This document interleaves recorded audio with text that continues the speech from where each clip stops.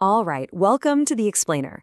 Today we're diving into the work of Martin Buber, a really influential 20th century philosopher.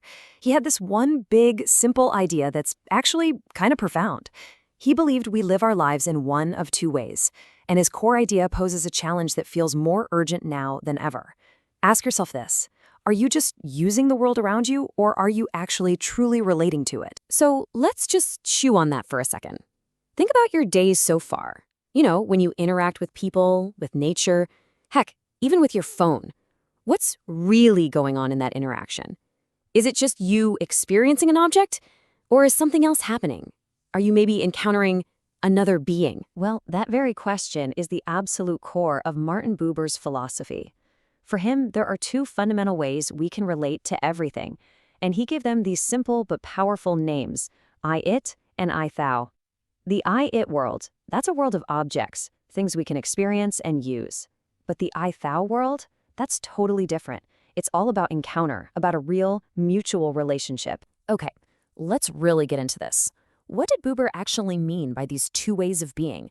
It all comes from his most famous book, I and Thou, which he published way back in 1923. So first, let's talk about the I-it relationship. Honestly, you can kind of think of this as our default mode. It's how we navigate most of our lives, right? It's the world of things we can measure, analyze, categorize, and, well, use. The it in the relationship could be your coffee maker, a scientific formula, a social media profile you're scrolling past, or, and this is key, even another person, if we're only seeing them as a way to get something. We absolutely need this I-it mode to get through the day, but at its heart, it's totally detached, it's impersonal. And then there's the I-thou relationship. And this is a whole different ballgame. It's not something you have, like an experience. It's an encounter that you step into with your entire being.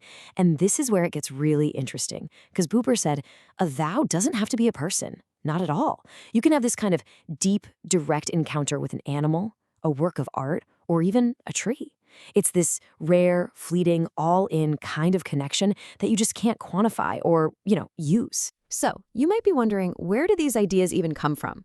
Well, to really get it, you kind of have to understand the man and the wild times that shaped his thinking. Man, Buber's life really tracks through a period of just massive upheaval.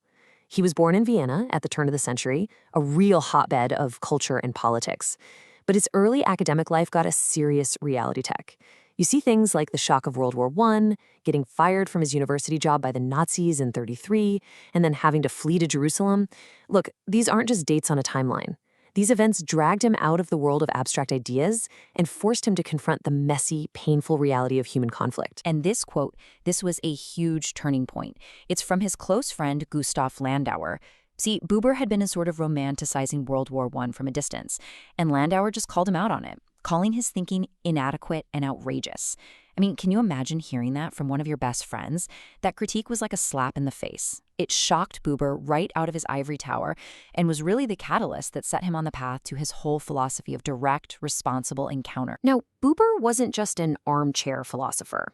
He took these ideas and applied them to some of the most heated topics you can imagine: politics and religion. And boy, applying I-thou to politics really made Buber a controversial guy. Take Zionism. He completely broke with the mainstream view. Instead of focusing on realpolitik, the nitty-gritty of practical power politics, to create a Jewish majority state, he argued for something else entirely: a binational state where Jews and Arabs could live as true equals. Why? Because for Buber, anything else meant treating the Arab population as an it, just an obstacle to be managed. And that was a complete betrayal of his entire philosophy. And his theology? Just as radical, for sure. He stood against big ideologies like fascism and communism because he saw them as systems that just swallow the individual whole.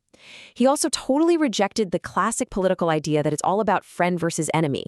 Instead, he talked about the kingship of God, which basically means no human ruler, no government, no state can ever claim absolute divine power. His dream was for what he called an acephalic community. That means headless or leaderless, built from the ground up on real, direct relationships, not on top-down control. Now, you can't be a thinker this provocative and not get some serious pushback, right? And Buber definitely did, even from people who were really close to him. So it's super important we look at those critiques. This is a zinger, and it comes from Franz Rosenzweig, a guy who worked side by side with Buber on a famous German translation of the Bible. Rosenzweig's point is basically that Buber set up an unfair fight. He's saying, look, by making the I-it world of facts and objects seem so weak, a cripple, you make the I-thou relationships victory seem way too easy, almost unearned. Okay, so the main criticisms against Buber really boil down to three big areas. First, you've got that philosophical argument from Rosenzweig that we just talked about. Second, there was a scholarly critique, especially from a guy named Gershom Scholem. He basically said Buber's take on Hasidic Jewish mysticism was, well, selective, that he romanticized the folk tales and kind of ignored the tougher, more complex theology. And finally, there was a critique of his style. People like the philosopher Walter Kaufmann said Buber's writing was too oracular, like a prophet speaking from on high, and that it lacked the sharp, critical edge of good philosophy. So, okay, with all those critiques on the table, and they are solid critiques, you might ask, why are we still talking about Buber? Why does he still matter? Well, let's bring it right back to our world, right now, because I think his big idea is maybe more critical today than it ever was.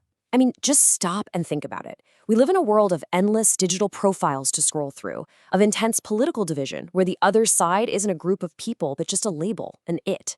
We're constantly bombarded with distractions that pull us away from being truly present.